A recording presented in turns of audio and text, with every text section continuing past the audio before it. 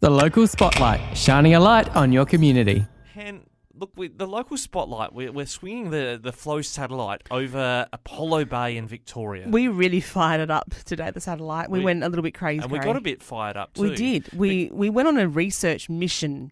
We, programmed it up and told it where to point. And look, let's give you some context. This is local MP Richard Riordan speaking in the Victorian Parliament late last week. This is just what he's accusing the state government of doing at Apollo Bay. Because the minister doesn't let anyone on the Great Ocean Road Coast and Parks Committee talk to myself or to the community unless various departmental officials accompany them. So the minister is well used to sending, the big wigs from town down to talk to these wonderful people in their community. So I'm sure she could come down as well. And what we'll do is just sort of ask the question, why, for example, is this new authority threatening to throw the kids off the skate park on the foreshore at Apollo Bay? It's been there a long time. The community's fundraised it. There's nowhere else to put a skate park, but they want to get rid of that.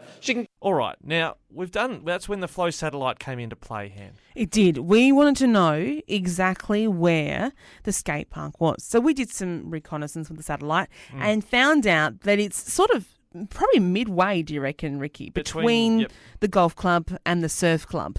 And we wanted to see what sort of investment the local community had fundraised to make their skate park happen. And there's a lot of concrete there, Ricky. There's a lot of work that's gone into that. And it's all going to go under the plans that are being circulated by the government. So now, that's not cool. It's not cool for the kids that love their skate park, because what's being proposed is something that is this regional level play space. Yeah, with a barbecue picnic. And what I've noted here with the really pretty drawing they've put out for consultation, or not really, they're just telling people what they're planning on doing. It is still in draft form, I should point out here, is there's an event space that's been put together right by the surf club, and there's also a performance and event space that's been put together by the golf club.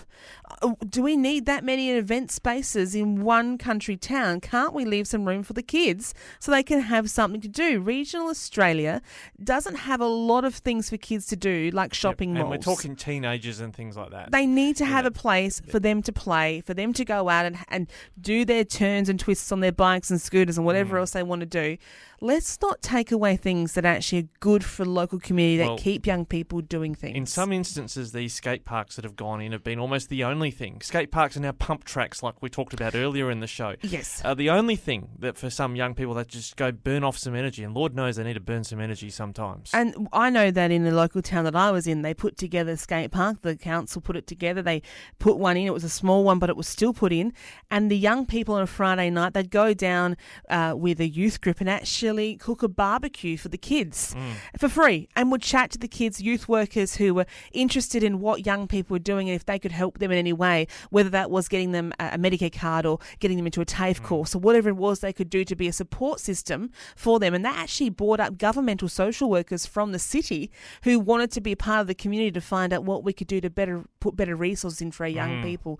And that is so important. So I really do hope that the government reconsider this here and think about the young people and also the investment of that skate park and the money raised. Lots of people put their hand up to help make that happen. Some of those outreach groups obviously know what Bruce Springsteen knows. Everybody's got a hungry heart.